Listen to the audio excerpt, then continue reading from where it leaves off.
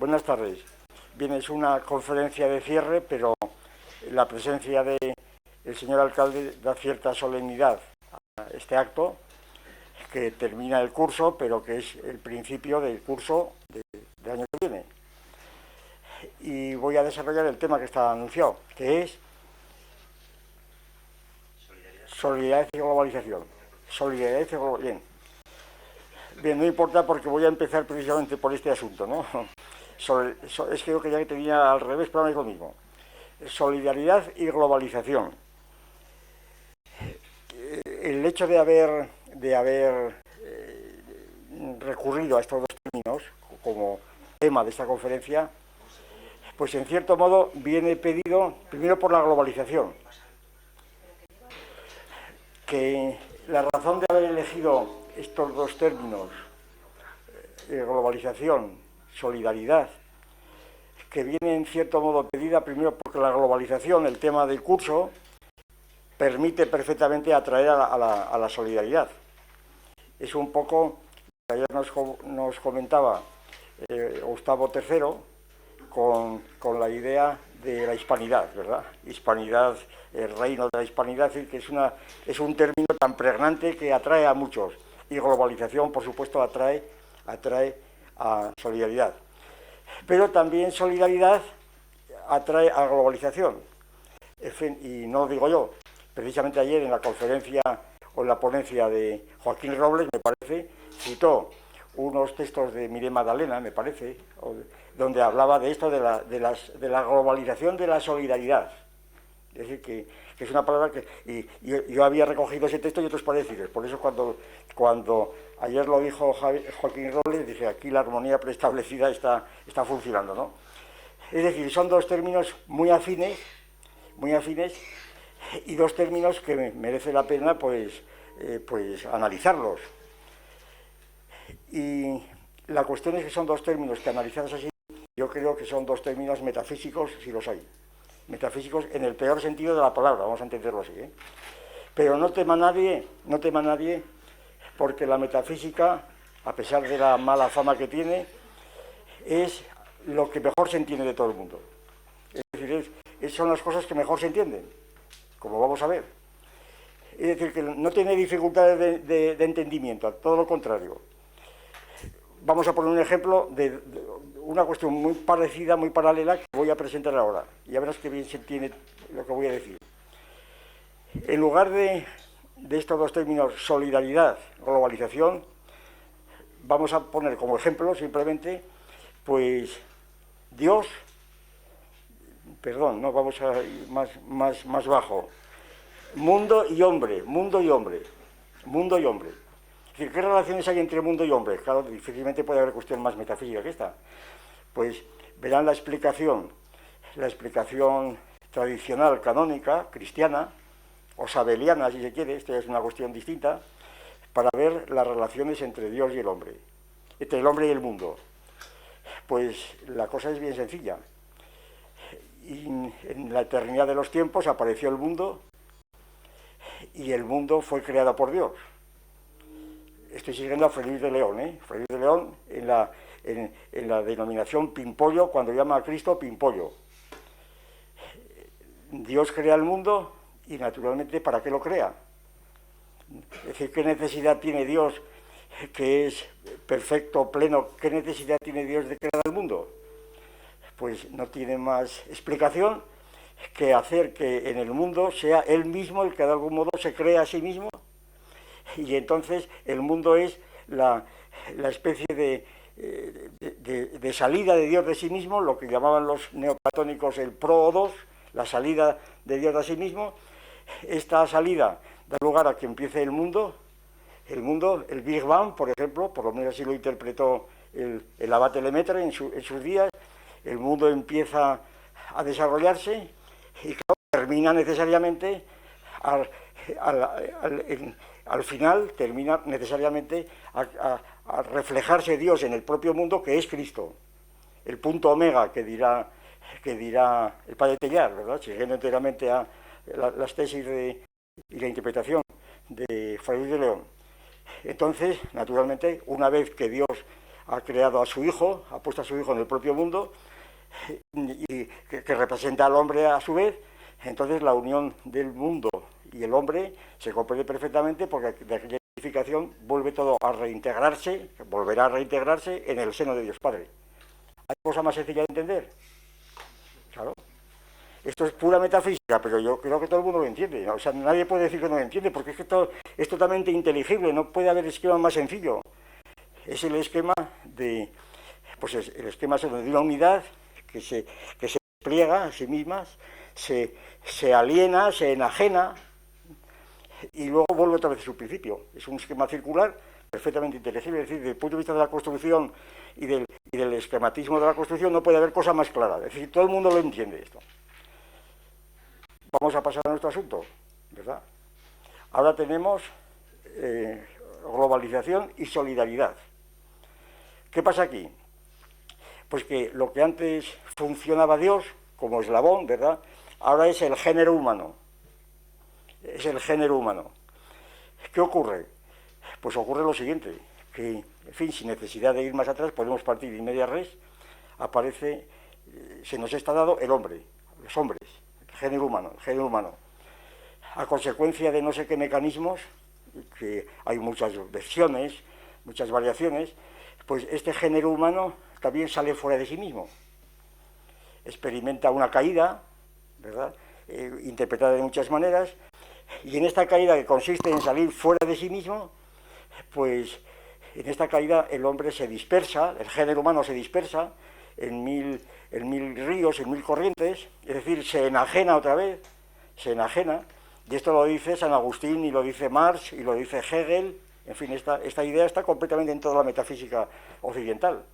Es decir, la humanidad se ha dispersado, se ha imaginado, se le llame esto pecado, se le llame como se le llame. Vamos a hablar de alienación, que como también habla San Agustín de ello, y es el que acuña esta palabra. Entonces tenemos al hombre que está alienado.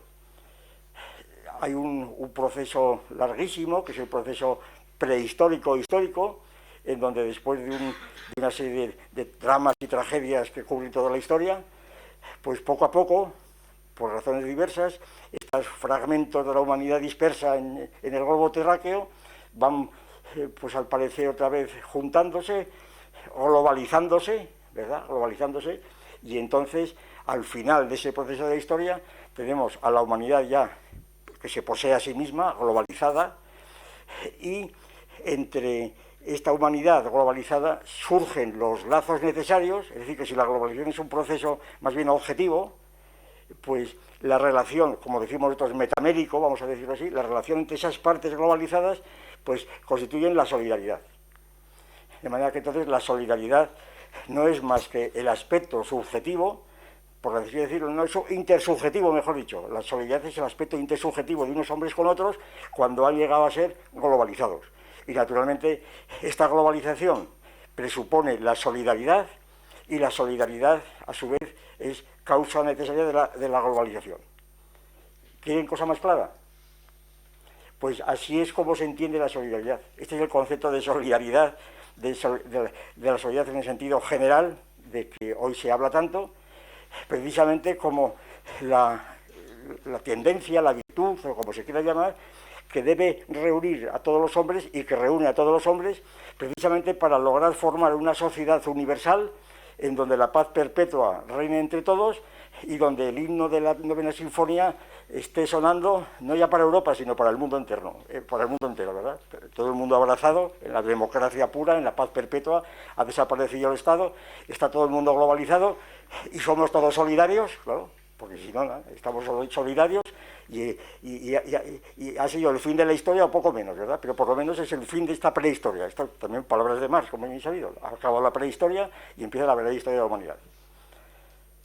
Pues, ¿y esto qué ocurre aquí? Y esto, pues que es demasiado claro, sencillamente que esto es demasiado claro.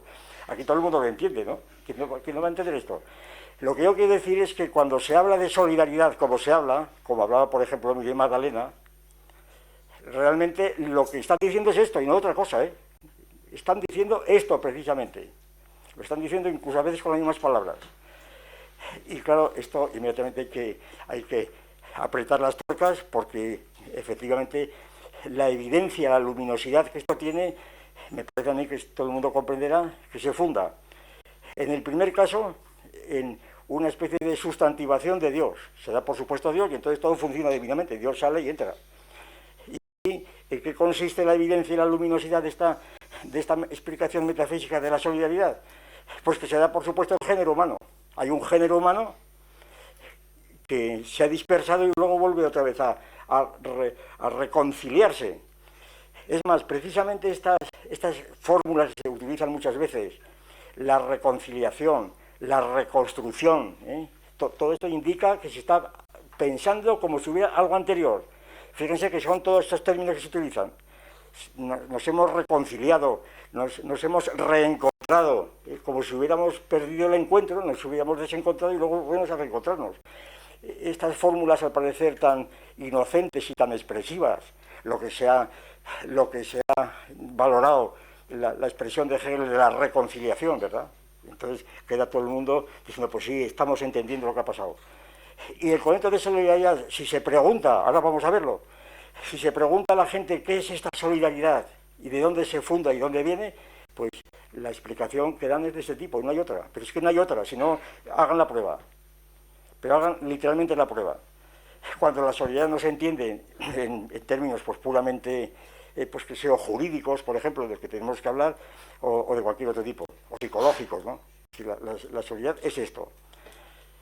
Bien, y entonces resulta que esta solidaridad, así presentada, vamos a seguir hablando en estos términos, claro, vamos a un poco a recorrer lo que es la solidaridad en estos términos.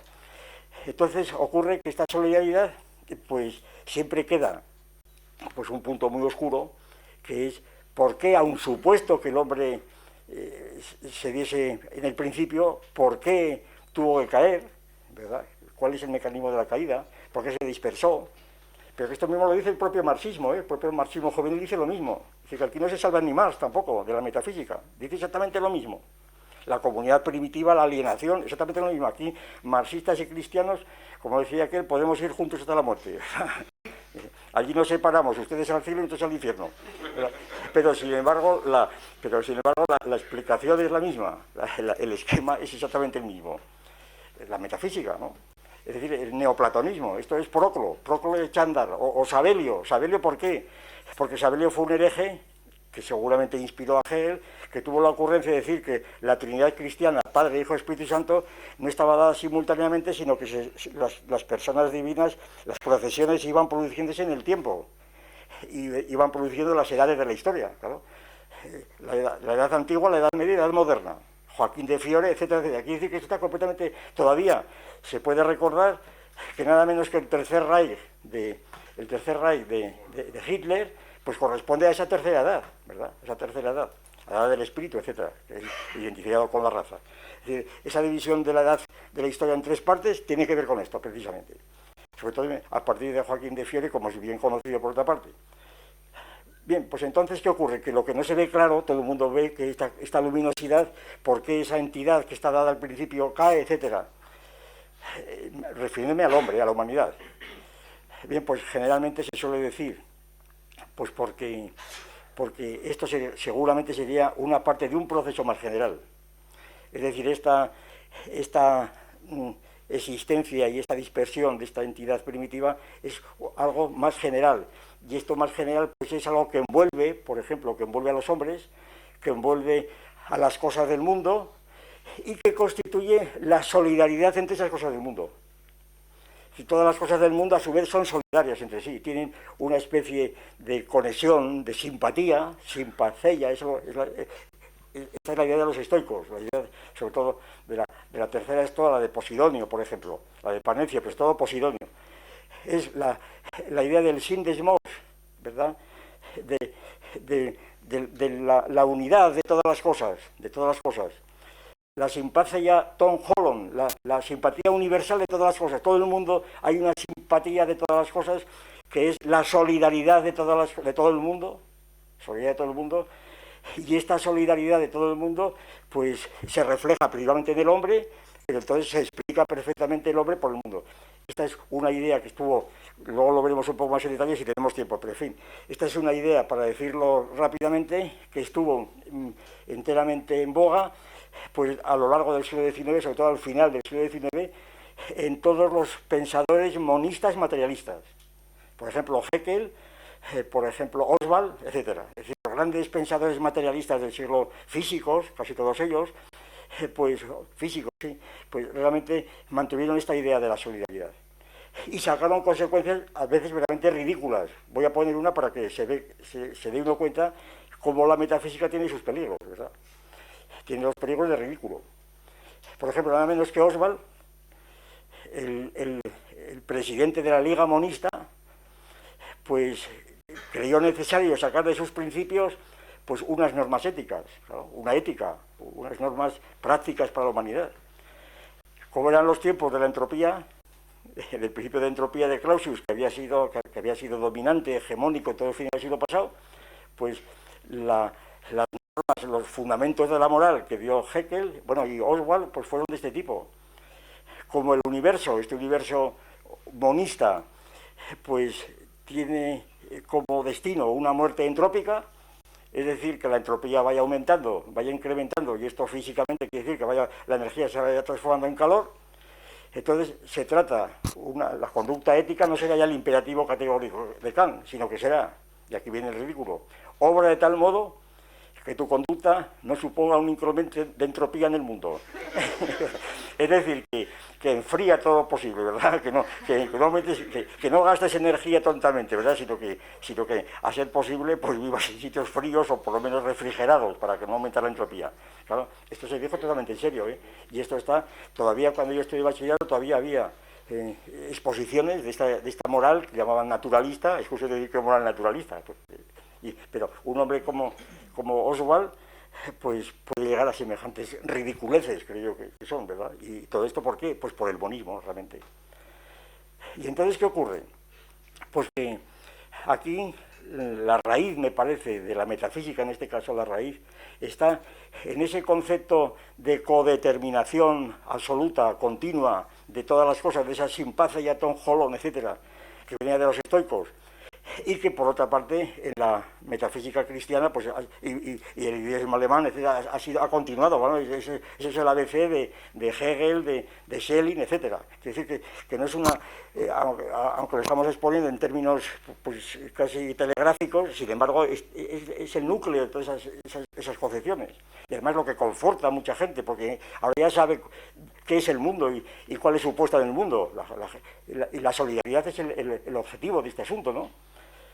Pues la situación es que seguramente es precisamente esta hipóstasis del mundo, esta sustantivación de ese mundo y de esa humanidad y de todo, ¿verdad? Que está ahí formándose esta especie de unidad recíproca, monista. Esta es la clave, yo creo, de la metafísica y del error.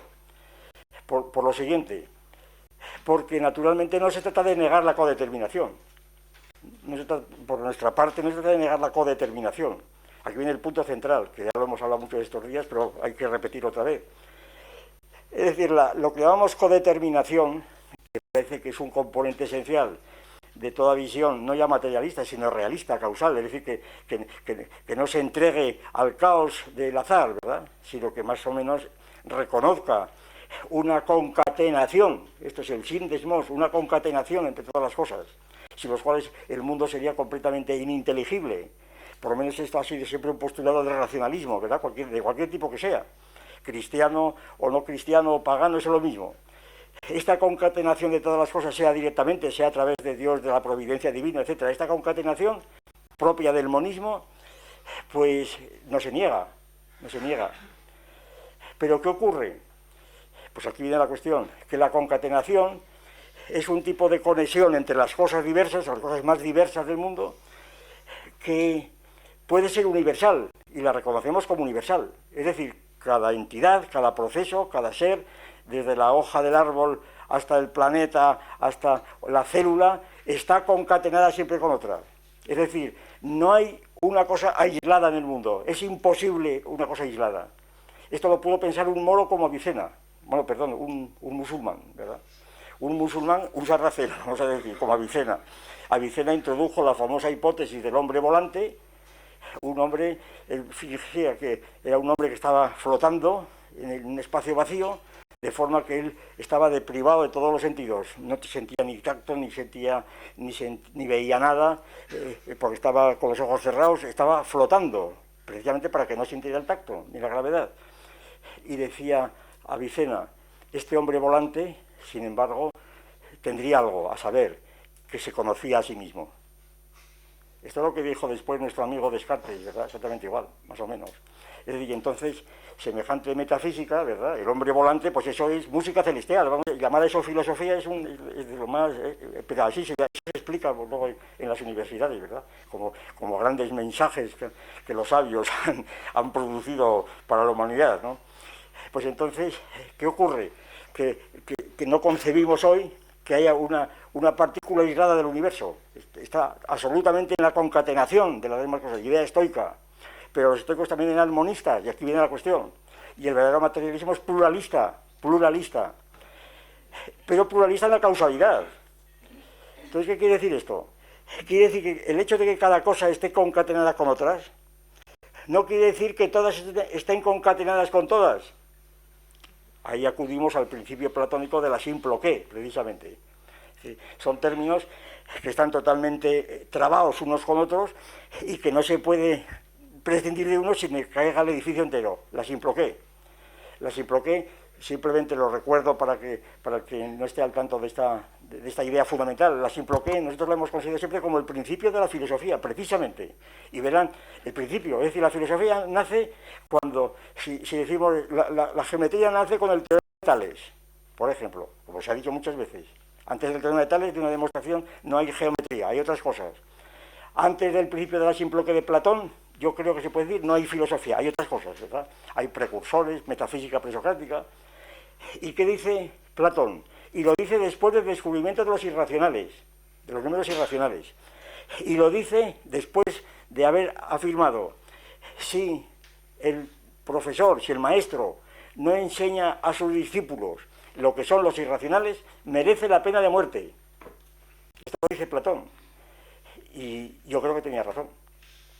Tiene razón, claro, ahora no hay pena de muerte, pero en fin, porque el mundo no es platónico ahora, ¿verdad? Pero, ¿y por qué? Pues precisamente a raíz del descubrimiento de los irracionales por los pitagóricos, es cuando Platón establece el principio de la simploqué, que en dos palabras dice así: si nada estuviera concatenado con nada, no podríamos conocer nada. Es el caos, claro. Si cada cosa fuese aislada y no tuviese la menor conexión con otras, entonces no podríamos conocer nada. Esto más o menos todo el mundo lo acepta, pero la segunda tesis de Platón es la siguiente, y esta tesis resulta, ya lo van a ver ustedes, resulta muy difícil de que la gente crea que... La segunda tesis, si todo estuviese relacionado con todo,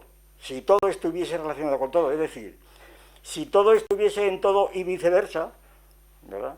Si todo estuviese todo y viceversa, pues entonces tampoco podríamos conocer nada. Hace falta un principio de discontinuidad que está en la estructura misma de nuestra razón. Es decir, la propia razón exige la discontinuidad. Entonces, esta es la filosofía platónica. Este es el pluralismo y este es el materialismo. Esta es la esencia del materialismo, a mi juicio. No decir que todo es cuerpo grosero. Eso es un concepto de materialismo tan grosero, ¿verdad? Que el que lo dice no sé cómo tiene la cara de vergüenza para decirlo, ¿verdad? Sin haberse enterado antes lo que entendemos por materialismo. Bien. Materialismo es esto, es negación del monismo. Para nuestro caso, ¿qué quiere decir? Verán que tiene esto que ver totalmente con la solidaridad, ¿eh? No crean que me estoy alejando ni un milímetro del asunto. Pues quiere decir que la posibilidad de que todo esté concatenado con algo no significa que todo esté concatenado con todo. Es decir, que hay cortaduras, que hay rupturas, que hay discontinuidades.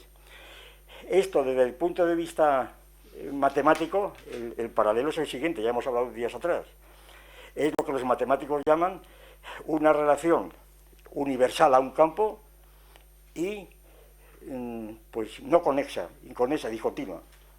Un ejemplo que todo el mundo entiende enseguida. Si el campo es los números naturales, 1, 2, 3, 4, 5, 1, 2, 3, 4, 5, hasta un número infinito, ¿verdad? Hasta el conjunto infinito, el Aleph cero, pues entonces este campo infinito de números puede organizarse de muchas maneras. Por ejemplo, podemos escoger los números congruentes, los que llaman congruentes, números congruentes. Eso que se representa a 3 rayas, K igual a B. Es decir, son grupos de números iguales, de números naturales iguales, equivalentes, congruentes. ¿Qué son congruentes? Pues aquellos que divididos por un parámetro, que es el K, porque no tiene sentido, como la solidaridad. Estoy preparando la estructura lógica de la solidaridad, ¿verdad? Sin el parámetro K no tiene sentido hablar de congruencia. Prácticamente de igualdad, es un caso de igualdad, porque tiene las 3 propiedades de la simetría, la transitividad y la reflexividad. Es una relación de igualdad, que se llama congruencia, pero es igualdad. Entonces, y la igualdad consiste aquí, la congruencia consiste en esto, en que estos 2 números, divididos por el parámetro, pues dan el mismo resto. Por ejemplo, si cogemos los números, pues 0, 5, 10, 15, 20, ¿verdad? Y luego 6, bueno, 2, 6, 7, etcétera, voy añadiendo un número esto, entonces voy obteniendo unos números equivalentes entre sí, unos conjuntos de equivalencia, números congruentes, infinitos, de infinitos términos cada uno de ellos. ¿Y qué ocurre? Pues que estas clases de equivalencia, el cociente, como se llama, bueno, no quiero entrar aquí en detalles para...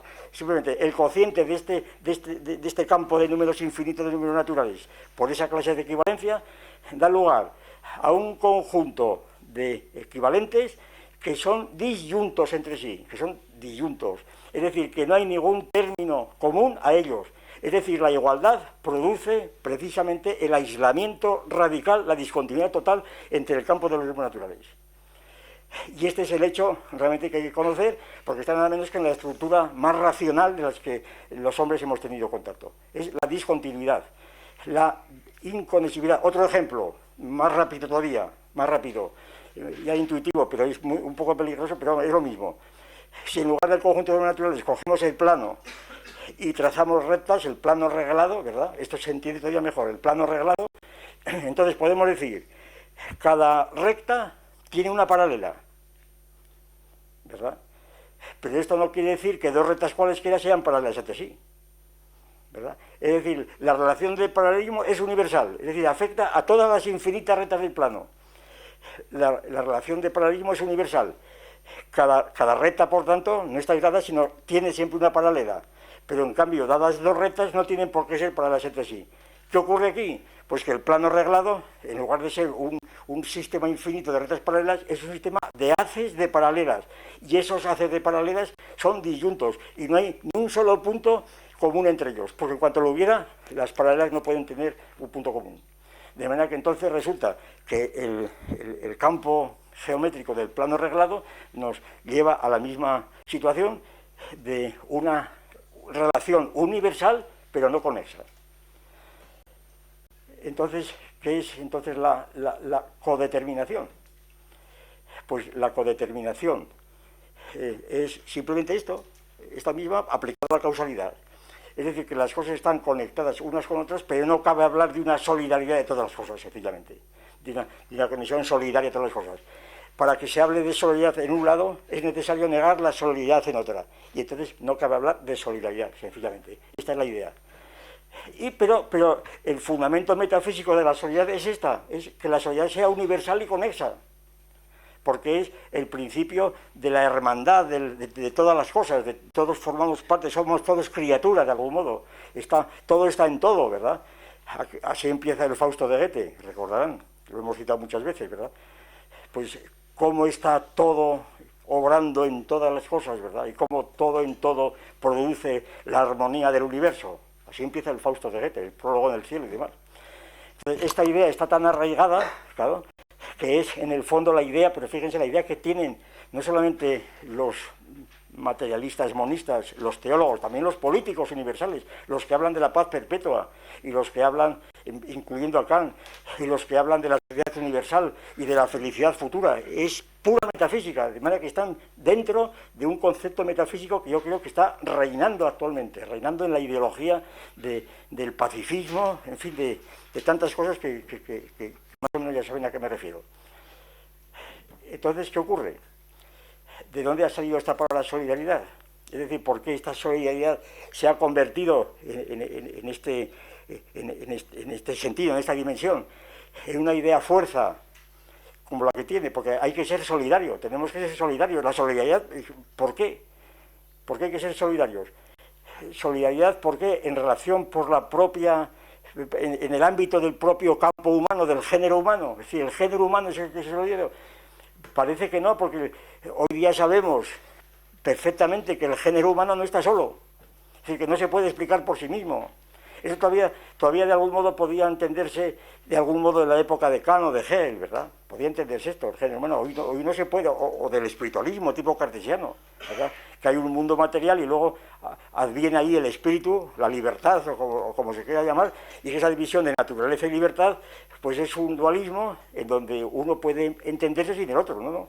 Hoy yo creo que prácticamente nadie dice semejante cosa.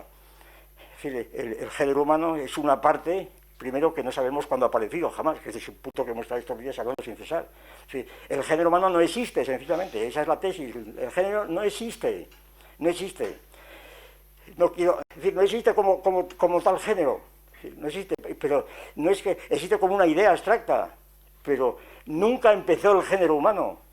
Esa es una idea completamente mítica.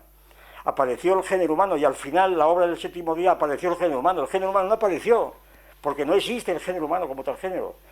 Un género no puede existir. Si lo que existió pues fueron unos australopitecos en África, ¿verdad?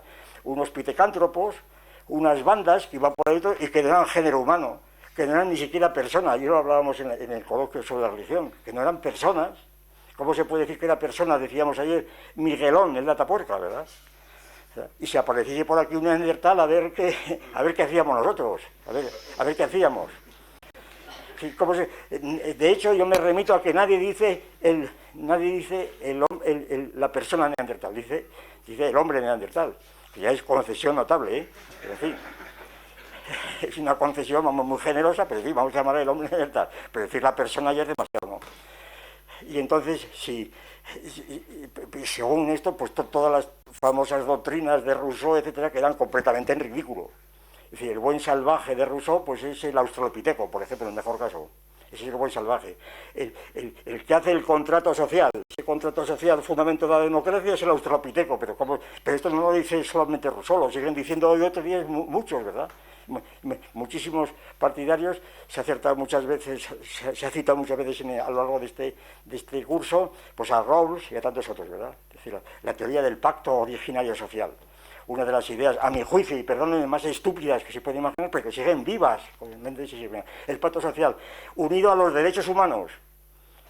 Todos los hombres nacen iguales, mentira, pero completamente falso. Eso no, ¿qué quiere usted decir con eso? Todos los hombres nacen iguales, todos los hombres nacen desiguales. Es decir, es que ni siquiera nacen como hombres. Son bandas, grupos distintos, y eso los antropólogos lo saben mucho mejor que nadie. Cuando empieza a poderse hablar de algo parecido a hombres, pues es muy tardío. Yo no voy a aquí entrar en estos problemas. Simplemente lo que estoy totalmente negando es la supuesta idea de que la solidaridad viene de nuestro origen común. Las discusiones entre el monogenismo y el poligenismo de la raza están fundadas en esta. Como venimos del mismo origen, somos todos hermanos. Y por tanto tenemos que ser fraternales o solidarios, ¿verdad? Fraternales, pues como Caín y Abel o como Rémulo y Remo, para matarse uno a otro y fundar la ciudad, por ejemplo, ¿verdad? Entonces, cosas que eso tampoco encaja, pero eso qué más da, eso son ganas de buscarte pisa el gato, ¿verdad? Bien. Entonces, la idea es que esa supuesta solidaridad fundada en una unidad de origen de un género que ya estaba dado, aunque después se enajenó, eso es lo que yo llamo metafísica, mitología, como quiera llamarse, aunque está muy adecentada para presentarla en la sociedad científica, pues con una terminología más o menos adecuada y fina en los análisis, con todas las medidas y salidas cogidas, de manera que se puede hablar a cursos y cursos sobre el asunto, dando la impresión de un sistema perfecto, claro y bien. ¿De dónde entonces viene la palabra solidaridad? ¿Por qué se ha llegado a esto? Porque la palabra es nueva. La palabra solidaridad es muy nueva, en este sentido, ¿eh? La palabra solidaridad es nueva en ese sentido. Un un brevísimo recorrido, simplemente para recordar, no hago más que resumir un artículo muy largo que apareció hace un par de meses o tres, no sé, en el Catoblepas sobre este asunto. Vamos a recorrer las cosas que más nos puedan interesar. Es decir, la idea de solidaridad, en este sentido, la solidaridad que podemos llamar continua o conexa, humanitarista, humana, pues no sé cómo la podríamos llamar, solidaridad pues casi por antonomasia, la solidaridad metafísica, podríamos llamarla, la solidaridad de todos los hombres, ¿verdad? Este es un término en esta acepción que lo inventó un tal Lerroux en la huelga de Samaré, un libro publicado, Ensayo filosófico, titulado así, apareció en París 1863. Bien. Allí, pues Lerroux, que había sido un revolucionario en Francia de los primeros años del siglo XIX, pues allí expone una idea de la solidaridad que más o menos pues viene a querer decir que la solidaridad no ha inventado la expresión, sino que la ha tomado de los legistas, dice él, la ha tomado de los legistas, y que sin embargo la ha generalizado y le ha dado, lo dice literalmente, le ha dado un estatuto filosófico, ha dejado de ser una idea puramente técnica, jurídica, para ser una idea filosófica. Y dice él, además, filosófica o religiosa.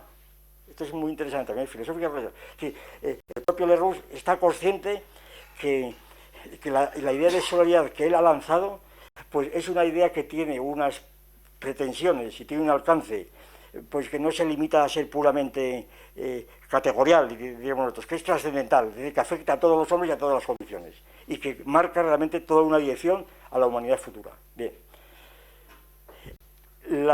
Él se apoya, como es bien sabido, y lo dice él expresamente, en el concepto que venía detrás de la solidaridad jurídica. La solidaridad, pues es decir, cualquiera se pone a los juristas que hay en esta sala, ya sabrán lo difícil que es hablar de la solidaridad en dos palabras. Vamos, lo que nos interesa es lo siguiente. La solidaridad es una figura del derecho romano, luego heredada íntegramente en la novísima recopilación y en el Código Civil nuestro actual, que se define como una especie de una clase de obligación, de obligaciones que no son ya individuales sino colectivas, y que son obligaciones colectivas que no son meramente individuales o simples, sino mancomunadas, ¿verdad? Mancomunadas, es decir, colectivas. Y cuando estas obligaciones mancomunadas, es decir, que afectan, por ejemplo, a varios acreedores y deudores, afectan a la vez a varios, esto es muy importante porque vamos a ver que aquí yo creo que en el concepto jurídico de solidaridad está la clave, un concepto realmente científico y un concepto filosófico, no en el concepto metafísico de Lerroux, es aquí en el campo jurídico donde la solidaridad tiene su sentido originario además.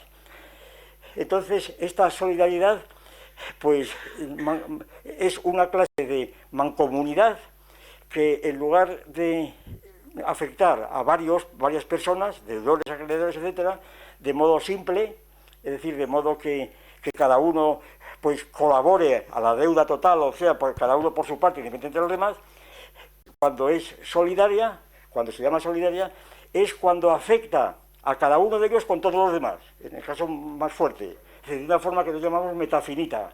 Es decir, el caso de la solidaridad de un contrato o de una situación de mancomunidad de foros, de los foreros que hay en España o que hubo durante mucho tiempo, donde el señor de la tierra, por ejemplo, tiene el derecho de recibir la pensión que tenían que pagarle entre todos de uno solo si los demás fallan, ¿verdad? Es decir, que todos son solidarios de lo que pasa en la herencia, etcétera. Todos son solidarios, todos de cada uno. Es decir, esta idea de que todos de cada uno, esta es la idea central de la solidaridad. Luego hay muchas matizaciones, muchas cosas, pero en fin, aquí no tenemos tiempo de explicarlo. Lo que quiero subrayar es esto, que en su génesis, en su estructura jurídica, la solidaridad siempre supone una relación entre varios, de tipo metafísico, frente a terceros. Siempre está frente a terceros. Sí, la idea de uno frente a terceros, lo cual ya la propia práctica del derecho pues demuestra el componente dialéctico de la realidad, de quien creó el concepto de solidaridad, ¿verdad? Entonces, ¿qué es lo que hace? Bueno, y hay muchas teorías, claro, de los teóricos del derecho, y de los filósofos del derecho y simplemente de los teóricos del derecho, de dónde emana esa solidaridad, de dónde emana. Si emana de un contrato, si emana de un mandato, si emana de un mandato ficción, ¿verdad? Si emana simplemente por ley o por herencia, etcétera, por disposición del que hace el testamento. Esto es muy importante porque, como veremos, vamos, sí, voy a apresurarme, como veremos, esta concepción jurídica de la solidaridad, pues prosperó, granó después, muchos años después de Lerroux, pues a principios, me parece que fue en 1902, la obra de Bourgeois, que expone una teoría de la solidaridad, que ha sido una de las claves del socialismo, dentro del socialismo, de la socialdemocracia, diríamos, que ya tiene un aspecto verdaderamente científico. Ya no es metafísica, aunque luego pues haya recibido muchas críticas, como vamos a ver, porque las tiene como natural, pero que ya no es metafísico precisamente por fundarse o intentar fundarse en el componente jurídico del concepto de solidaridad, porque lo que ha hecho Lerroux sencillamente ha sido lo siguiente: ha sido primero, de las dos componentes, de los dos momentos de la solidaridad, en el artículo que he citado, pues hago también una de esos hipercubos con 32 matizaciones, pero como natural yo aquí no puedo hablar de esta variedad de acepciones del término solidaridad, simplemente pues lo que conviene para la exposición. Una de las distinciones más importantes que allí se hacen es lo que llamamos, bueno, lo hemos llamado solidaridad de carácter armónico y solidaridad de carácter polémico, ¿verdad? La solidaridad armónica, pues es lo que dice su propio nombre, simplemente dos puntos, dos realidades que están solidarias, pero porque van en armonía, es decir, conspiran a un mismo fin, porque no hay entre ellas conflicto ni lucha, todo lo contrario, es, diríamos, la solidaridad de la amistad, ¿verdad? Pero resulta que hay otra solidaridad, que es la solidaridad del conflicto, del conflicto, de la enemistad, de la lucha, de la tensión continua. Como es el caso de solidaridades eléctricas, es el caso, yo pongo como ejemplo Castor y Polus, por ejemplo, las dos grandes figuras de Castor y Polus, que luego será Santiago, San Jorge, etcétera, Santiago y San Millán, por decirlo ya en términos ya más referidos a nosotros, ¿verdad? En la batalla de Simancas, pues Castor y Polus son dos figuras que están perpetuamente juntas para luchar entre sí, ¿verdad? La unidad de Castor y Polus es una unidad de lucha continua, una unidad dialéctica. Y otro ejemplo, hay juegos, esto para los pedagogos sobre todo, hay juegos solidarios, ¿verdad? Con solidaridad armónica, pues como es, pues, que se me ocurre, que hablamos de armonía, pues unos niños en la escuela cantando la misma canción, ¿verdad? Y acompasadamente, ¿verdad? Siempre que todos canten la misma canción, que no hagan como uno a uno. Que una vez estaba desafinando en el coro, uno a uno, y le preguntaron: ¿y usted por qué desafina? ¿O tú por qué desafinas? Dice: para que me oigan, ¿verdad? Entonces la idea de la solidaridad armónica, pero hay una solidaridad de juegos que es polémica, pues como puede ser el juego de ajedrez, claro, el juego de ajedrez, todos los juegos de competición son necesariamente polémicos. Y ocurre que los juegos de competición, es decir, la solidaridad polémica, claro, porque mantiene atados a los que están jugando. Es decir, yo no puedo jugar al ajedrez conmigo mismo, hace falta un rival, necesariamente. Y entonces la solidaridad polémica ata más a la gente que la armónica, ata más a la gente, se los mantiene más ligados. Es la frase aquella que se atribuía a Rommel, que quería estar cerca de Montgomery para morderle, ¿verdad? Se trata de que la unidad se produce tanto por la polémica como por la armonía. Entonces, según esto, pues lo que estaría haciendo Lerroux sería lo siguiente: destituir o extirpar, desactivar los componentes polémicos del concepto jurídico y convertirlo en un concepto armónico. Además, y aquí empieza la cosa a ponerse más interesante, además, darle a la solidaridad un carácter que no se agota únicamente en el género humano, porque Lerroux cree que esto es imposible, que el género humano por sí mismo no tiene que ser solidario. ¿Por qué? Porque dice que el género humano está envuelto en otra serie de espíritus que también son solidarios y que son los que determinan la solidaridad de los propios hombres.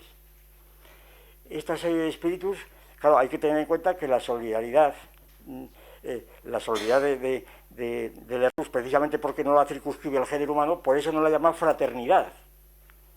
Porque dice de la Revolución Francesa, claro, Lerroux es uno de los herederos de la Revolución Francesa, pero dice que fraternidad es un concepto anticuado, que no es la fraternidad o filantropía se refiere a los hombres solos. Y Lerroux cree que una relación entre los hombres solos no es suficiente, no se sostiene a sí misma. Hace falta, por lo tanto, la fraternidad no dice nada, ni la filantropía, que es lo mismo. Esa filantropía debe estar inmersa en una solidaridad envolvente, que tampoco, porque naturalmente Lerroux es ateo, etcétera, etcétera, ilustrado, es un adolescente de la Revolución. No puede ser la caridad, la caridad cristiana, claro, que sería el equivalente, el Deus es caritas, no, Dios como caridad, que está justificando, no es la caridad. Entonces introduce pues unas entidades muy ambiguas que, vistas desde hoy, bueno, y vistas desde allí mismo, identificamos con el espiritismo. Es decir, eran espiritistas. De esto, en fin, podríamos hablar mucho, ¿verdad? En el Catoblepas pueden encontrar trabajos que ha hecho Gustavo Bueno Sánchez sobre los krausistas y los espiritistas, de los que habló precisamente el otro día, que son precisamente los solidarios, porque la solidaridad aparece entre los solidarios. El otro día se oyeron textos de Ossán del Río cuando murió, y como decían ellos, desencarnó, ¿verdad? Desencarnó porque fue a incorporarse a esa comunidad espiritual que nos envuelve y que al parecer inspira la propia fraternidad humana, pero que es solidaridad. Bien, solidaridad. Al margen de esto, por supuesto, no puedo detenerme porque la historia es muy interesante, pero exige mucho más tiempo, pero en fin, 2 o 4 pinceladas. Al margen de esto, la idea de solidaridad tenía otra vía léxica, diríamos, de carácter más bien mecánico, impersonal. Es la solidaridad derivada de la soldadura de 2 piezas, es decir, el eje que está soldado, el eje del carro soldado a la rueda, ¿verdad?, en un carro primitivo, pues está solidaria la cuerda. Hay un ejemplo de Cournot, el famoso Cournot muy bonito, cuando habla de las agujas del reloj, donde dice que el minutero pues es solidario con el horario, pero no viceversa, es decir, una solidaridad recíproca. Hay usos curiosísimos también. Yo tengo recogido pues uno de Donoso Cortés y otro de Augusto Comte, claro, que es el gran maestro de la solidaridad, del socialismo de Comte, ¿no? Aquí Donoso Cortés, hacia mitad de siglo, en lecciones de derecho político, pues dice algo así, dice, hay una solidaridad, si se me permite decir así, dice, pues ella sabe que está utilizando la palabra con una gran licencia, dice, hay una solidaridad, si me permite decir así, entre la historia y la filosofía, ¿verdad? Y Comte dice, en el discurso del espíritu positivo, dice cosas parecidas. Dice, hay una gran solidaridad entre el arte y la ciencia, cosas de ese tipo, ¿no?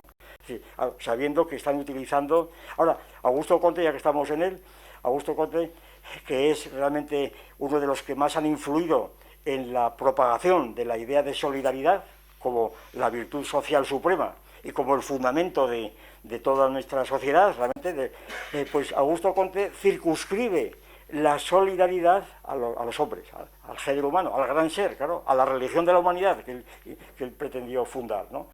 La religión de la humanidad definida precisamente por la solidaridad.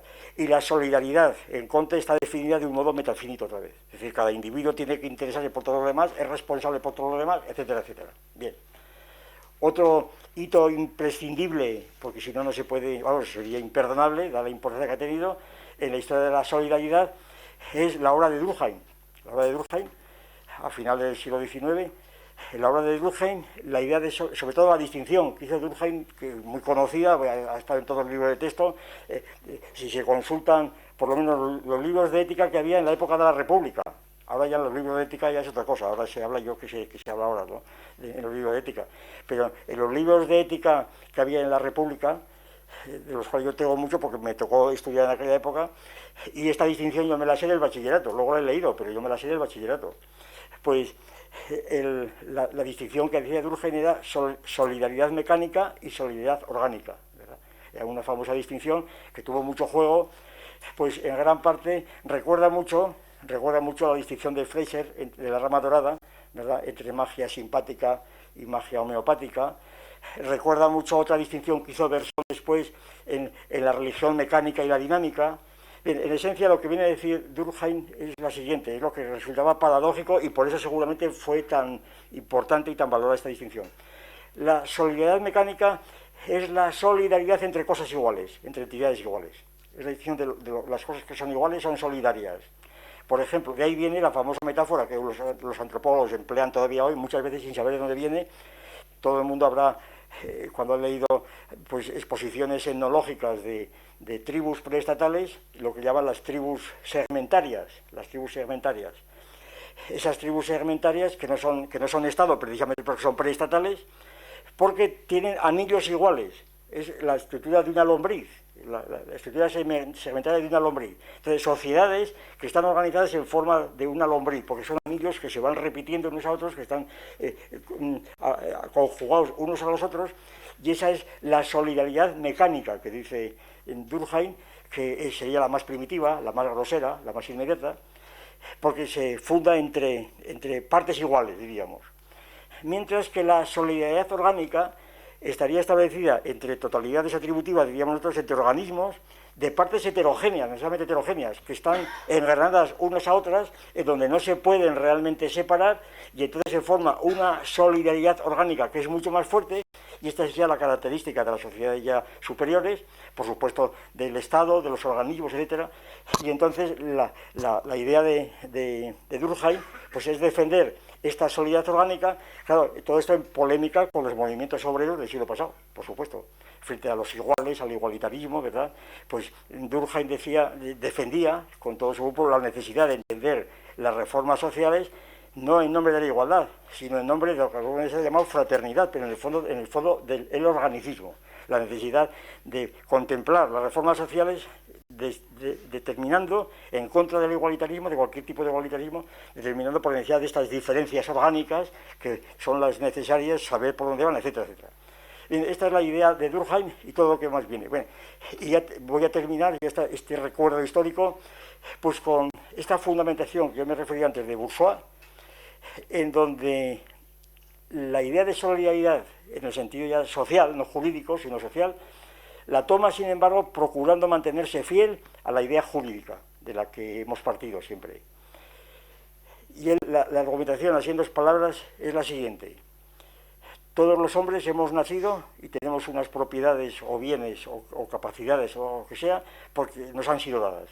Es decir, nosotros, cada uno de nosotros en una sociedad civilizada no tenemos nada por nosotros mismos. El lenguaje, los bienes escasos o abundantes que tengamos nos han sido dados. Por consiguiente, pues nosotros tenemos una especie de... Aquí introduce una teoría que viene de Justiniano y de Gallo, la teoría del cuasicontrato, ¿verdad? El cuasicontrato, bueno, que es imposible explicar ahora. No es un contrato propiamente, no es un contrato pues como el que utilizó Rousseau, el contrato social. Es decir, no es un modo de retrotraer figuras jurídicas de una sociedad en marcha y retrotraerlas al hombre de las cavernas, al buen salvaje, el contrato social. Aquí lo que se retrotrae, no ya al hombre de las cavernas, sino a un hombre anterior indeterminado, pues la figura del cuasicontrato que está también en el derecho romano, que no es un contrato explícito, pero que se deriva necesariamente de una acción que uno se compromete a hacer, y entonces, si se compromete a algo, se compromete también a hacer cosas implícitas, aunque no están explícitamente en el contrato, el cuasicontrato. Entonces, lo que viene a decir Bourgeois es que los hombres hemos firmado un cuasicontrato, todo esto hemos firmado, hemos suscrito un cuasicontrato con nuestros antecesores y con los demás, sobre todo con los antepasados, porque ellos son los que hacen que nosotros seamos lo que somos. Y entonces tenemos una obligación con ellos, tenemos una deuda que pagar y tenemos que pagar esa deuda. Y eso es la solidaridad. Si tenemos que pagar la deuda con nuestros antepasados y con todos los que nos rodean, porque tenemos las deudas con ellos. Y porque gracias a ellos somos lo que somos. Entonces, estas deudas es el fundamento de una solidaridad social universal que si alguien no la satisface, pues será siempre culpable porque no ha pagado la deuda. Y entonces el Estado podrá obligar a que pague la deuda. Entonces el Estado socialista, claro, podrá obligar a que cada uno pague la deuda en la forma de contribuciones correspondientes, que pague la deuda que tiene contraída con el que le ha hecho ser lo que es. Claro, esta idea de Bourdieu, pues yo creo, vamos, me parece a mí que es una doctrina muy bonita en cuanto a la fundamentación jurídica del contrato en principio, pero que deja de ser jurídica en principio porque aquí se puede aplicar aquello, bueno, y aquí, porque yo tengo obligación a quien me donó la vida y demás, y si no hay contrato posible allí, ¿verdad? Allí no hay donación, allí no hay ninguna donación. Es decir, además, ¿quién había suscrito ese contrato? Es decir, que al retrotraer la idea del cuasi-contrato se difumina completamente.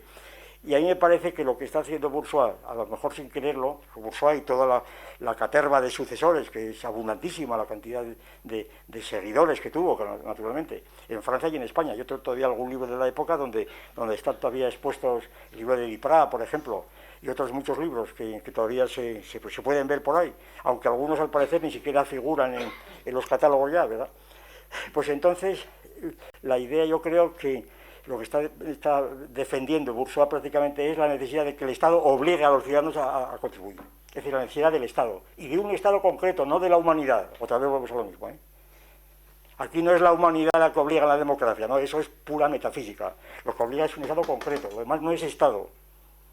A ver si nos entendemos. Y lo demás es pura utopía infantil. Y lo digo, todo el mundo sabe por qué lo digo. O por lo menos mucha gente que ha asistido a la sesión anterior, según me han contado. Entonces, el suponer que puede haber una solidaridad democrática flotando sobre el vacío en la unión de los espíritus puros, ¿verdad? Eso es sencillamente infantilismo, eso es mitología completa, que todavía es peor que la otra. Y entonces, la idea de que ese Estado que puede obligar algo es un Estado concreto, realmente existente, porque es lo que es el Estado, lo demás no es el Estado es un producto histórico realmente. Sea bueno o malo que sea, pero es lo que es, y lo que ha sido. Y lo demás es fantasía completa. Es confundir el tocino con la velocidad completamente, y confundir la filosofía con la magnesia completamente. Bien, entonces, la idea de solidaridad, como vemos, pues empieza a ser una idea de la solidaridad, en este sentido, absolutamente metafísica, infundada, que no tiene ningún fundamento. Hay que ser solidario, bueno, ¿y por qué? ¿Por qué hay que ser solidario? En cambio, cuando la solidaridad se interpreta desde el punto de vista no armónico, sino polémico, entonces se entiende perfectamente la solidaridad. Es necesaria la solidaridad de algunos siempre contra terceros. Se pueden poner 40.000 ejemplos. El que se me ocurre al momento, la famosa idea, la famosa teoría de Gramsci del bloque histórico. El bloque histórico. ¿Qué es un bloque histórico? Pues es un bloque entre fuerzas sociales heterogéneas, ¿verdad?, que frente a terceros, pues se unen precisamente para ir contra terceros. Es decir, y este es el mecanismo de toda la dialéctica de los estados, de las relaciones de estados, de sociedades, de individuos, etcétera, etcétera. Es la dialéctica de la historia y de la sociedad. Si hay solidaridad, que tiene que haberla, es precisamente solidaridad polémica, es siempre contra terceros. Y si se quitan los terceros, desaparecen. Solidaridad obrera. Todos sabemos que a finales del siglo XIX y principios del XX, el número de sindicatos o de grupos que se llamaron Solidaridad, la más famosa es la Solidaridad por excelencia, ¿no? El Solidaridad Vasca, el sindicato en Barcelona, la Solidaridad Anarquista, pues el famoso sindicato del año 23 de Durruti, escaso, ¿verdad? Los solidarios se llamaban, los solidarios, en términos anarquistas, que era todos los hombres somos solidarios, ¿verdad? Entonces la idea de la solidaridad en el sentido polémico explica, pues por ejemplo, esto, que si los obreros son solidarios, lo son contra los patronos. Y si los patronos, de solidaridad obrera contra los patronos, pero si vas a estudiar en detalle un poco la historia de los movimientos sindicales de solidaridad en España, no hace falta ir a Francia, en España, el que se tome la molestia de ver un poco la historia de los sindicatos solidarios en Barcelona, en el País Vasco, etcétera, verá lo que es eso. Era siempre contra terceros. Por ejemplo, contra España muchas veces. En el caso de Cataluña y el País Vasco ya entonces, ya a principios del siglo XIX, del siglo XX. La solidaridad de los patronos son solidarios contra los obreros, ¿verdad? Y los obreros españoles y franceses y los obreros españoles y los patronos españoles son solidarios contra los franceses. Y entonces todos los hombres son solidarios ¿contra quién? Contra los marcianos que nos ataquen. Entonces, ya estamos otra vez con los marcianos. De manera que ¿dónde salen los marcianos otra vez? Claro, porque si no, no tiene sentido la palabra solidaridad. Entonces, claro, si viene, esta mañana lo decía alguien, me parece que también se ha dicho esto, ¿no? Que si llegasen los marcianos, entonces todos nos uniríamos, claro, necesariamente. Ahí la solidaridad dejaríamos enteramente de si somos comunistas o fascistas, ¿verdad? Todos contra los marcianos, solidarios contra terceros. Bien. Y yo no digo que no pueda hablarse de una solidaridad fundada en estos efectos. La vacuna, dependemos de otros animales para la vida de muchos hombres. La extensión de la solidaridad que hoy propugnan la plana mayor de los etólogos en el proyecto Gran Simio, que todos conocen, va en la misma línea. Es decir, nuestros hermanos los chimpancés, los orangutanes, los gorilas, etcétera, son hermanos nuestros. Entonces, toda esta ampliación de concepto de solidaridad a los animales, pues está en esta misma línea. Ahora, lo que quiero decir es que esta solidaridad ya no tiene nada que ver con la cosa social, porque además aquí la solidaridad biológica es esencialmente polémica. El mejor ejemplo que se puede poner, casi definitivo a mi juicio, es el concepto de biocenosis, que tanto hemos utilizado nosotros. Es decir, la biocenosis es la propia, lo que llaman los biólogos, la propia unidad de los organismos sociales. Es decir, un organismo nunca vive aislado, absolutamente ni una célula ni un árbol, ¿verdad? Está siempre en sociedad con otros. Los biólogos llaman población a una cierta acumulación de organismos de una especie, por ejemplo, un bosque de chopos o de hayas o lo que fuera, ¿no? O un rebaño de ovejas, eso es una población.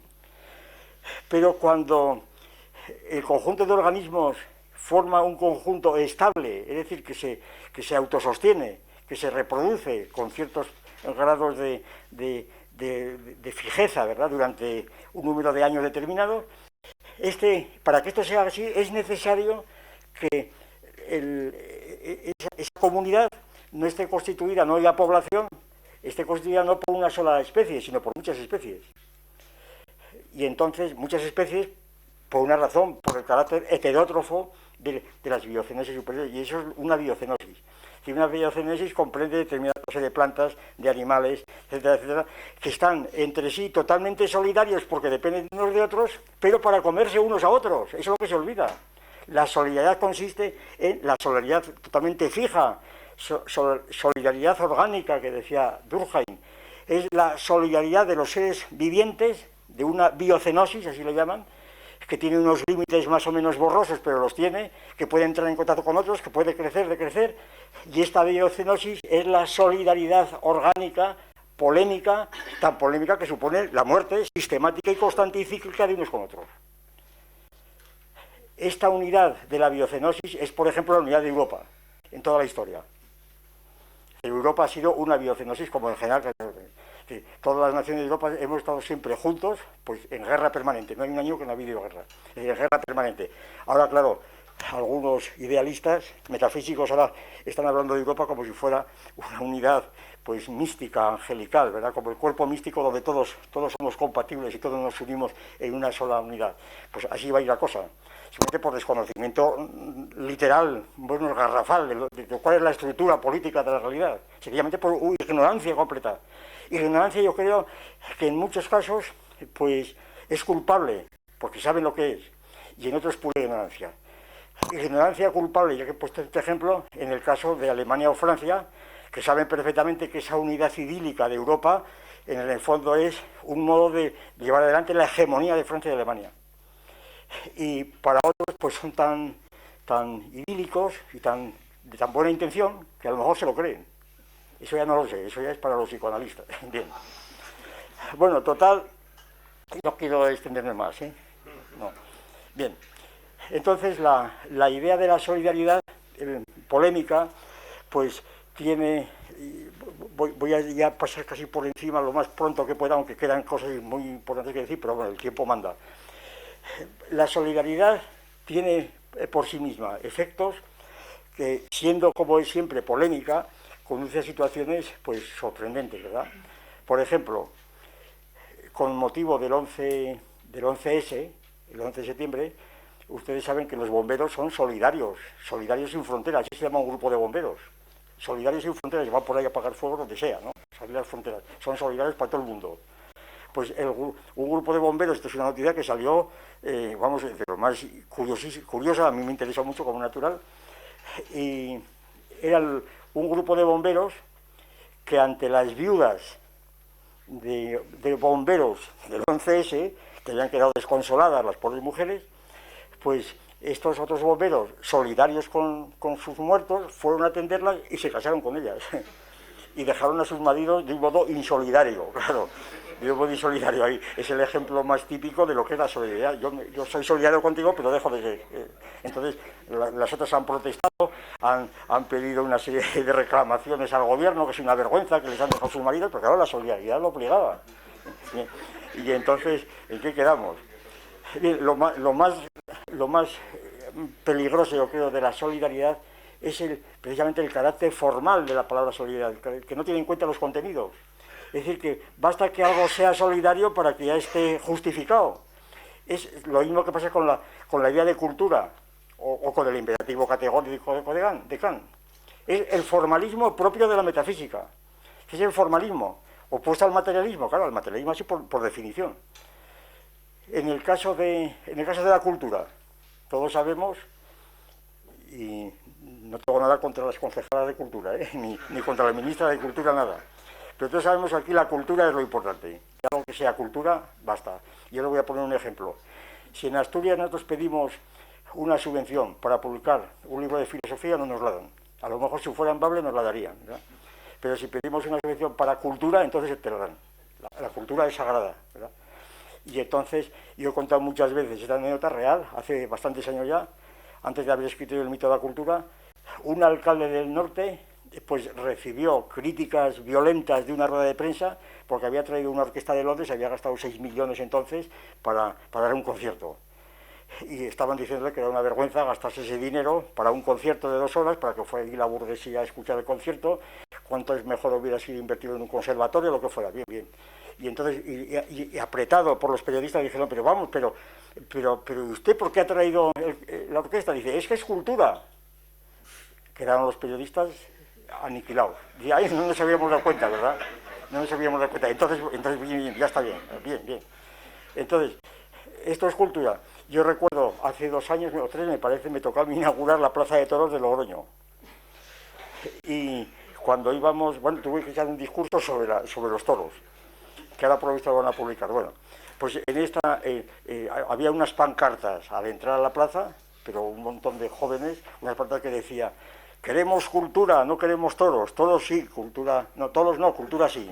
Eran unos mozancones verdaderamente como bestias, ¿verdad? Y gritando, vociferando. Y yo me enfrenté con ellos y digo, pero ¿por qué decís que es cultura? Pero es que los toros no son cultura. No, no es cultura. Y la silla eléctrica es cultura. Dicen, no sabían qué decir, claro. La silla eléctrica es cultura, hombre, sin energía eléctrica y tal no hay cultura. Bueno, bien. Quiere decir que con el nombre de cultura se justifica todo. Y aquí pasa lo mismo. Con el nombre de solidaridad se justifica todo. Es que es muy solidario. Bueno, pero vamos a ver. Hay un autor alemán de la bendita Escuela de Frankfurt, ¿verdad? Que también hace falta muchas bendiciones porque ya está bien de la Escuela de Frankfurt, pero en fin. Un tal Axel Honneth, ¿verdad? Que ha llegado entre grandes, profundas meditaciones, ¿verdad? Ha llegado a la idea de que la solidaridad es la intuición recíproca de Hegel. Que en la solidaridad es porque un individuo, una persona o un espíritu comprende al otro intuitivamente como complementario y demás. Bien. Muy bien. ¿Y esto qué? Bueno, pues como si lo quiso decir Hegel, ¿qué más da? Pero de aquí ¿qué sale? Esa intuición, para decirlo rápidamente, la tenían pues los 40 ladrones. Los 40 ladrones era una banda de gente solidaria, tan solidaria como de cualquiera. A ver, la solidaridad era máxima. Es decir, la solidaridad entre los 40 ladrones. Es decir, la solidaridad de las mafias, la lealtad, esos son valores formales, depende del contenido de la solidaridad, enteramente del contenido, no se puede hablar de la forma. La forma de la solidaridad no dice nada. Entonces decir, soy solidario, pero bueno, ¿solidario de qué, señor mío? Es que yo, solidaridad sin fronteras, no sé, estoy imbécil, hombre, dígame de qué es la solidaridad. Hombre, ya está bien. Es que está uno cansado de oír esto sin cesar, en todas las capas del gobierno y de los periodistas, es que es muy solidario, etcétera, etcétera. Yo tratando de, qué sé yo, tratando de justificar, de algún modo, de decir, bueno, si vivo aquí en un mundo, la gente no puede ser tan imbécil porque si no sería mejor suicidarse, ¿verdad? Vamos a conceder un grado de racionalidad a los demás. Hasta que dice solidaridad sin fronteras, ¿verdad? Pues tratando de ver esto, yo creo que se tiene otro sentido, sencillamente, yo creo, cuando dice hay que ser solidarios, sobre todo cuando se dice como adjetivo, cuando se dice yo soy solidario, o un alcalde dice, digo porque lo leí yo viniendo un día viniendo un día de Sevilla, nos tocó parar en un pueblo y estaba allí un bando que decía que había ocurrido no sé catástrofe y el alcalde decía que era muy solidario, no sé qué, solidario. Lo que quería decir a un vecino que había muerto es que era muy servicial, ¿verdad? Que iba todo, que es muy servicial, es muy solidario, es decir, que no se queda en casa, que no hace el rácano, como se decía en el ejército, ¿verdad? Que no se camufla, que no se inhibe, que está dispuesto a echar una mano a lo que sea. Claro, si es tan solidario, que igual echa mano a unos ladrones que están robando, a otro que está asesinando, le ayuda a asesinar, claro, porque echa una mano al que sea, ¿no? Ayuda al que sea, claro. Pues después de decir la solidaridad para qué sirve, ¿no? Va haciendo todo bien. Y luego porque el valor, por decirlo así, el valor de los contenidos no depende de la solidaridad, sino de la solidaridad de los contenidos. Es lo que pasa en la idea de cultura. Lo valioso, les cuento otro ejemplo que lo he contado muchas veces, pero en fin, no se me ocurre ahora. En Oviedo, como saben, hay una tradición operística muy sólida y muy bien formada. Hace unos años, pues un ayuntamiento determinó hacer un libro sobre la historia de la ópera en Oviedo. Pero claro, les pareció que la cosa quedaba muy mal. Historia de la ópera en Oviedo, eso no funcionaba. Y ya quedaron tranquilos cuando dijeron historia de la cultura operística en Oviedo, ¿verdad? Entonces ya estaba completamente justificado. Ya estaba. Es lo mismo que pasa con la religión, cuando dicen, no, es que la religión es cultura, entonces ya se puede permitir el sadó o lo que sea, porque es cultura, entonces ya nada, ya no se profundiza. Y seguramente por esto me parece a mí que tiene ese auge la palabra solidaridad, porque quien la emplea está de un modo más o menos implícito refiriéndose a algunos parámetros, pero sin entrar en profundidad, y entonces cada cual entiende su modo. Entonces todo el mundo dice, este es solidario, bueno, pues era según esto, según otro, con lo cual no está diciendo nada, está simplemente inhibiéndose y no está diciendo nada. Y porque la solidaridad, para poner ya un último ejemplo, la prueba de que no es formal sino material, es que el hecho de ser insolidario tampoco descalifica, por lo menos, a las figuras que nosotros tenemos como tales, a los héroes. Es decir, un héroe no tiene por qué ser solidario. Es decir, si nosotros tomamos el concepto de héroe, como podríamos decir, para poner más en forma esto, que la solidaridad no es condición necesaria para que un héroe lo sea, ¿verdad? Y ni siquiera es suficiente, pero no es necesaria. El ejemplo más claro que yo puedo poner es el de Aquiles. Aquiles es el héroe insolidario, por excelencia. Aquiles es el héroe insolidario. Es decir, hace la guerra por su cuenta, ¿verdad?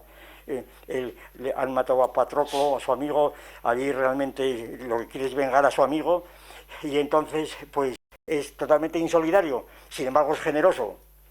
Cuando llega el momento, pues devuelve a Héctor, con quien ha luchado, el hijo de Príamo, lo devuelve a su padre, a Príamo, para que lo entierre. Es decir, Aquiles es el prototipo del héroe, si los hay. Aquiles es el prototipo, pues nada menos que de dos figuras universales, de Sócrates, por un lado, y de Alejandro Magno, ¿verdad? Alejandro Magno, toda su fue imitar a Aquiles. Sí, Aquiles es el héroe insolidario.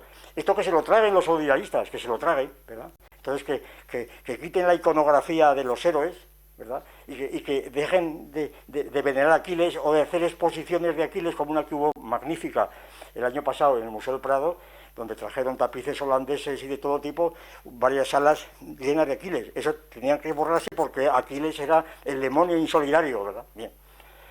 Bueno, y termino ya termino ya porque no hay tiempo de más, pues un poco para cumplir el rito de la conexión entre la solidaridad y la globalización, que es lo que nos traía, ¿verdad?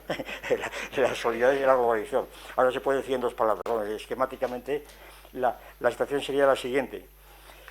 Pues que la globalización, lo que llamamos proceso de globalización, no es que sea un proceso total, universal, que tenga una solidaridad como una especie de capa conjuntiva interna, ¿no? No, que la globalización, primero, si se hace primero en contra de las solidaridades armónicas, que se hace en función de solidaridades polémicas en todo caso, ¿no? Ejemplos, el más importante, la propia idea de competitividad de las empresas y del mercado libre que está dentro de la solidaridad. Es decir, en la competitividad del mercado libre, allí la solidaridad entre los miembros de la empresa, que cantan himnos, que se reúnen en la empresa, en algunas empresas más avanzadas, para ser solidarios, y además con solidaridad mecánica, si es posible, y el mismo tipo de uniforme, de traje, de residencia, ¿verdad?, de figuras, de este tipo de solidaridad mecánica en muchas empresas que nos parece tan ridículos a los que no tenemos nada que ver con la empresa, pero que sin duda tienen el mismo tipo de traje, el mismo tipo de piso, de seguros que les ponen, es decir, son una especie de clones unos con otros, que están solidarios, que están atados por los intereses, pero están opuestos a otros, que es la competencia, claro. Y entonces esta solidaridad armónica de ellos, teóricamente, funciona por la competencia con los de allí, competencia a muerte. Tengo por ahí una declaración del director general de la Siemens en España, una empresa global con 400.000 empleados, etcétera, de un congreso que hubo el año pasado en Madrid, pero vamos, no tengo tiempo de buscar. En esencia lo que dice el director de la Siemens, en términos militares completamente, es que tal como está, un discurso de hace 2 años, tal como está la situación, hay que unirse a la empresa, la competencia es muy importante, hay que atacar al enemigo, etcétera, etcétera. Está simplemente, y están allí todos los de la Siemens reunidos formando un cuerpo de ejército para atacar al otro. Es decir, hay solidaridad enteramente dinámica. En 2 palabras, los grandes pasos de solidaridad, de globalización de nuestro siglo están determinados por la expansión de Estados Unidos. Eso yo creo que no lo niega nadie, ¿verdad? No lo niega nadie. Ya el otro día digamos algunas cifras de cómo el Producto Interior Bruto de Estados Unidos era la mitad de todo el mundo junto, después de la Segunda Guerra Mundial. Es decir, cuando se considera que Pearl Harbor fue el momento en donde Estados Unidos salió de su aislamiento, de su insolidaridad, diríamos, fuera del continente, de los dos continentes, el monroísmo, la doctrina del monroísmo, cuando sale de su aislamiento, cuando empieza a intervenir en serio, la solidaridad de Estados Unidos en la guerra fue total, ¿verdad?, aunque no se le reconozca. Si Estados Unidos no hubiera ganado la guerra, sí, la Unión Soviética hizo muchísimo, pero la guerra no hubiera ganado Inglaterra. Fue la solidaridad de Estados Unidos.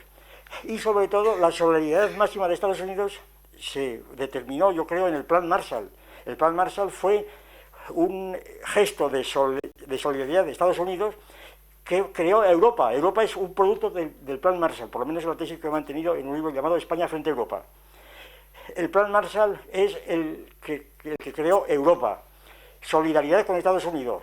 ¿Por qué era Estados Unidos solidario con Europa? Porque estaba la Unión Soviética allí. Porque estaba la Unión Soviética, ¿no? Porque era solidaridad contra terceros, la Unión Soviética, que había que frenarla como fuera. Y Europa era el dique que se ponía a la Unión Soviética. Ahí la solidaridad era solidaridad polémica contra la Unión Soviética. Y cuando cae la Unión Soviética se reorganizan nuevas solidaridades y la solidaridad atlántica y la otra es cosa de decir, ¿verdad? Y hasta qué punto ahora somos solidarios con Francia y Alemania o Atlántico, pues todos estos días que estamos viviendo aquí. Entonces, ¿qué sentido tiene hablar de solidaridad humana global? De manera que a mí me parece que la idea de solidaridad dinámica o polémica está en el fondo mismo de la globalización, y que pensar en una globalización que por sí misma produce solidaridad cuando lo que produce es todo lo contrario. Precisamente en aquel coloquio que tuvimos el último día, me parece que fue con Español, cuando hablaba de la uniformización entrópica, algo así, yo me acuerdo que le hice ver, vamos, le apunté, que lo entendí enseguida, claro, porque es matemático, que las curvas de difusión de los diferentes valores económicos son bimodales o trimodales. Es decir, que no hay una curva sola, es que hay varias curvas a la vez, lo cual quiere decir que la globalización según los análisis que hacen los globalizadores oficiales, los economistas oficiales, y los centros oficiales, no son uniformes. Son uniformes, pero otra vez se aplica aquí el principio de la no conexividad. Es decir, se establecen estratos diferentes en la sociedad en donde se uniformizan a determinadas escalas, pero entre ellos las distancias aumentan todavía más. Claro, si se hace la media, por supuesto, si se hace una media aritmética, pero eso es, como todos sabemos, es totalmente confusivo, eso es completamente una mentira. Si se analizan ya las desviaciones propias, entonces se ve que la homogeneidad desaparece y reaparecen nuevas, eso en términos puramente estadísticos de magnitudes económicas globales. Es curioso decir, si a esto agregamos, pues todas las diferenciaciones que van apareciendo en otro orden. Pues nada más, no voy a decir más, y entonces simplemente rogarles por mi cuenta, como viejo pedagogo, que cuando oigan hablar de solidaridad, digan, ¿de qué habla usted? ¿Verdad? ¿De qué solidaridad habla? Nada más.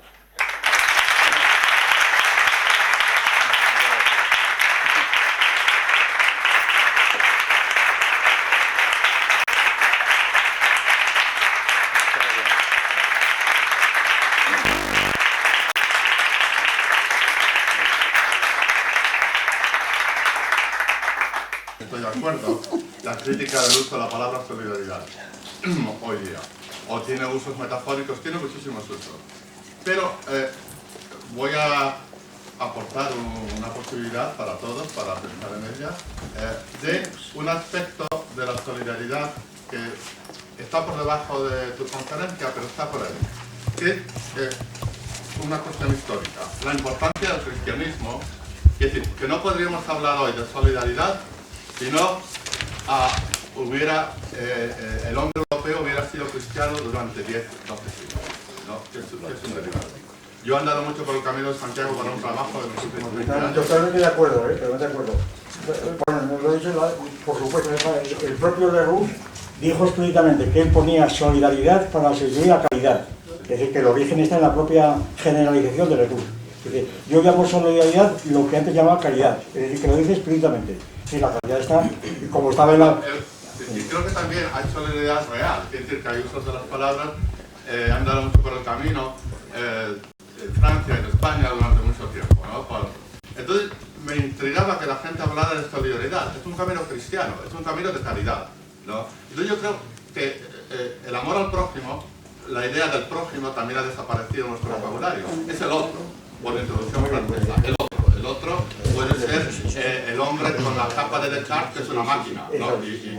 Entonces, el prójimo ha desaparecido y ha desaparecido el concepto de amor al prójimo en la secularización, pero está por debajo. Entonces, vivimos en una cultura donde el cristianismo sigue muy vivo como cristianismo de la cultura, no como un cristianismo evangélico. Entonces, me intrigaba en el camino que a alguien le daban un poco de agua, llegamos un día a Molina Seca y hacía frío y nos dieron leña para una chimenea. Entonces dijo uno, ¡ay, qué solidaridad! ¡Qué solidaridad! Se volvía medio loco con solidaridad. Era la cosa más normal del mundo.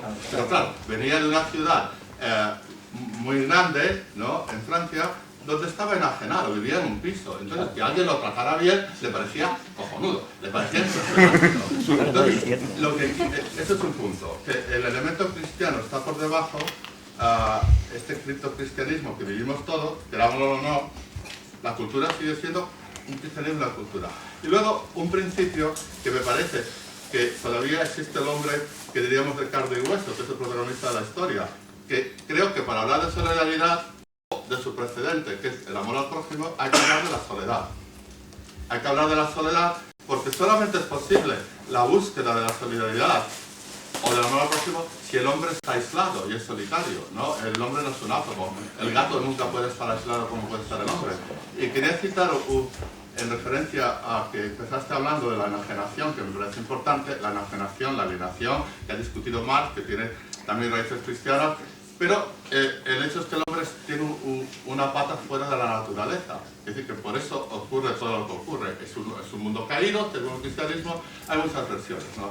Tenemos la pata fuera de la naturaleza y tenemos que aclimatarnos. Y en este proceso, la cita de Machado es el poema número 13 de Soledades, que dice, es una tarde muy bella, está dando un paseo lejos de la ciudad, dice, hermosa tarde, nota de la línea inmensa, todo desdén y armonía. Tú curas la pobre melancolía de este rincón vanidoso, oscuro rincón que piensa. Es una buena metáfora que viene del romanticismo, ¿no? Del hombre enajenado porque ha perdido la fe religiosa, el Dios cristiano está transferido a la naturaleza, aparece el panteísmo y como consecuencia ese panteísmo puede aparecer un panteísmo moral, que es la solidaridad y toda esta cuestión de la sectorización del proceso que vivimos hoy día, ¿no? Pero no solamente como una manipulación del término, sino como una necesidad real del hombre, ¿no? Y sustituto de algo perdido. Mira, si quieres que sea sincero lo que has dicho, te diré lo siguiente. Me parece muy pertinente todo lo que has dicho en cuanto a la necesidad de incorporar estas cuestiones a la historia de la idea de la solidaridad, pero no a la cosa, porque todo esto que has dicho de la solidaridad se refiere, es lo que yo he intentado pues englobar con el nombre de solidaridad etológica. Es decir, esto de darle agua a un niño que va por el camino, exactamente lo mismo lo hacemos todos hoy con un perro, con un gato, ¿verdad?